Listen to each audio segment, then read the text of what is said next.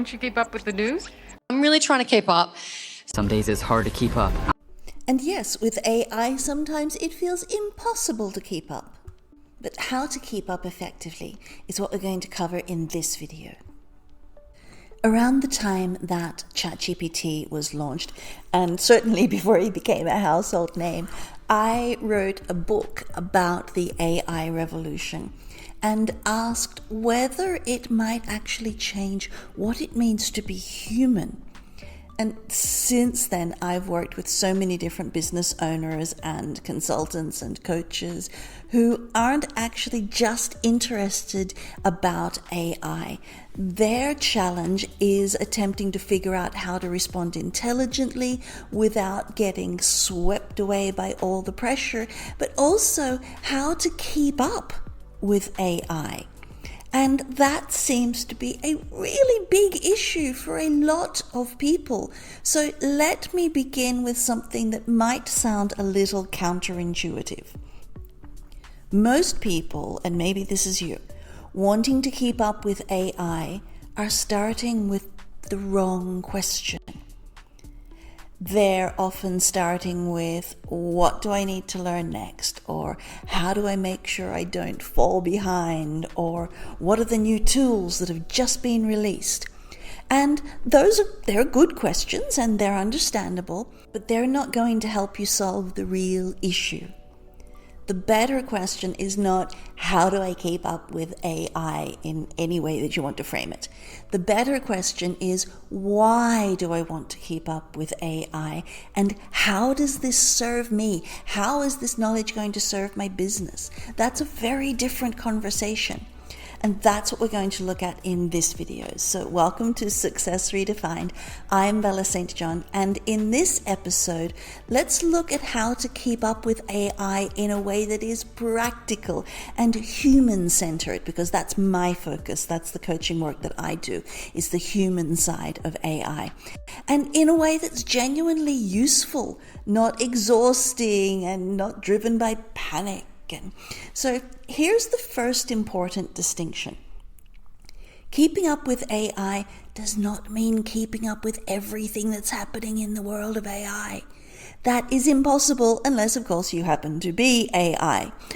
AI is now in so many different areas of business and daily life that no person has the capacity to track it all in depth, let alone even superficially, and still be able to live a life and serve your clients and grow your business. So the real skill is not awareness of everything that's happening. The real skill with keeping up with AI is relevance. Knowing which developments matter to you, to your world, to your life, to your clients, to your direction for your business. And that's where most people make the first mistake. They start with the tools. They hear about something new, they sign up, they open it once or twice and feel slightly impressed and then slightly confused, and then they move on. And after a while, they have more logins and more logins and more subscriptions and less clarity, and the anxiety is still there. And by the way, a good tip, check your credit card statements for your subscriptions. You may find that there's a whole bunch of things in there that you're not using anymore. I just went through and did a cleanup with a client, and she saved hundreds every month. So that's not about keeping up. That looking at, what do I need to check out next? What tool do I need to check out next? That's not keeping up with AI. That's collecting noise. So let me give you something a little more useful. Step number 1, start with your business. Don't start with AI itself. Before you open any tool, ask yourself what actually needs to be done. What needs to be clearer, or what you need to do faster? What's going to be more effective for your business? The question is not, where can I use AI? The better question is, what would be better thinking or better communication, or what do I need to do within my business that's going to improve it? Once you know what you're looking to improve, then AI has a place to serve. Then look at keeping up with that one facet. Without that clarity, AI becomes a distraction that is you're never going to get there. You might be a business owner who is thinking, oh, well, I need to keep up with AI. But when actually what your real issue is that you want AI tools to help you turn existing ideas into other forms of useful content for your audience. That's a very different starting point. One is vague, keep up with AI, and the other is specific and practical. So consider, why do you want to keep up with AI? Step number 2, think in categories, not tools. Tools change. We've already had so many come on the scene and go away, and it's mind-boggling. Platforms rise and they disappear. Those of us old enough to remember MySpace will know that. Features shift. What feels impressive today is ordinary in 6 months because some AI tools they develop and then they just stagnate and stay there. And that's why it's useful rather to think about AI in the terms of what role does it play in your work, rather than attempting to memorize every platform that happens to appear, every tool. When you understand this, you're not then dependent on any one single tool. You're no longer asking which specific platform, which specific tool should I chase now. Instead, you're asking what kind of AI support would be really useful here. That shift makes the whole conversation calmer and more real and more helpful. Step number 3, consider building a weekly rhythm. Now, this is with regard to keeping up with AI, but it's also with regard to using AI, because you're never going to keep up with it. That's just one thing. Just give that up. You're never going to keep up with AI. But to be able to keep up with AI in a way that is practical for your company, your organization, your life. So consider once a week putting this into your calendar. Same bat time, same bat channel. Now I'm really giving away my age on this video. Anyway, choose one real area of your work and asking, where could AI help me think better or work more efficiently or whatever it happens to be? And it doesn't need to be a complicated system. You just need consistent rhythm. Practical confidence with using AI comes through repeated use that is directly connected to you and your own work.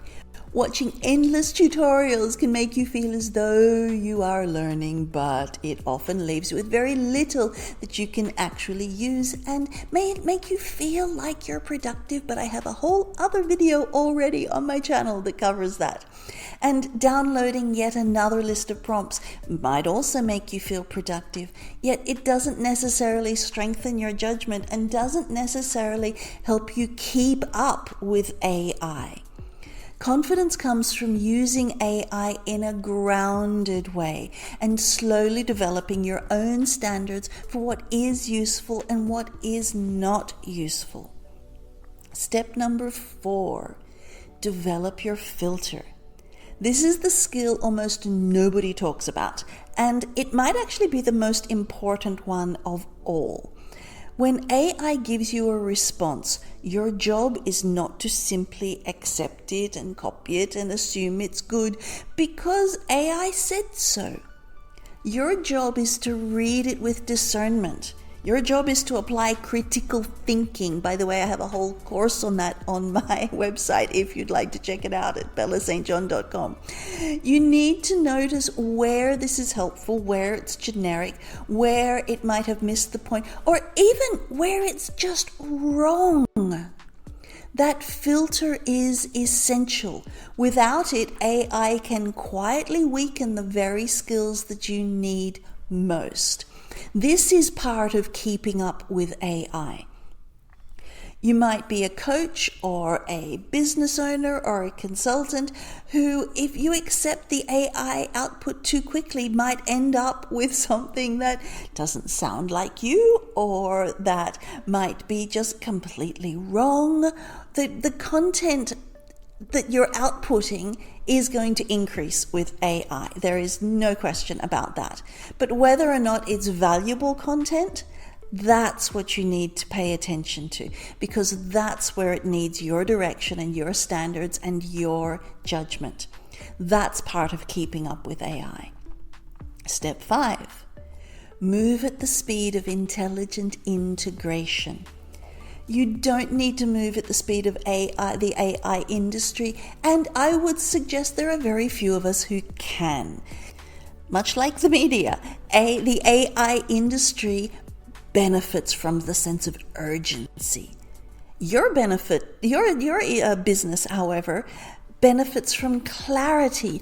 Yes, moving quickly is definitely an advantage, but the AI industry benefits when you feel behind. You benefit when you apply critical thinking to the entire AI subject and then make thoughtful decisions. Then once you've done all that, one other tip is to find 2 or 3 experts to follow who genuinely provide value to your why when it comes to keeping up with AI. So yes, keep learning, keep being mindful, stay curious, and pay attention to what is changing. And be willing to experiment, but at the same time be very careful about letting AI turn your business into a reaction machine. And be very careful of all of the hours that it can consume when you're looking at the next this AI thing and the next that AI thing. You can find more resources, both free resources and courses and coaching, etc. on my website, bellastjohn.com. But whatever it is that you do, please remember the future doesn't just belong to those who only move fast. It belongs to those who can think clearly while everyone around them is moving quickly, simply for the sake of moving quickly. I'm Bella St. John. This is Success Redefined. Thank you for joining me. Until next time. Bye.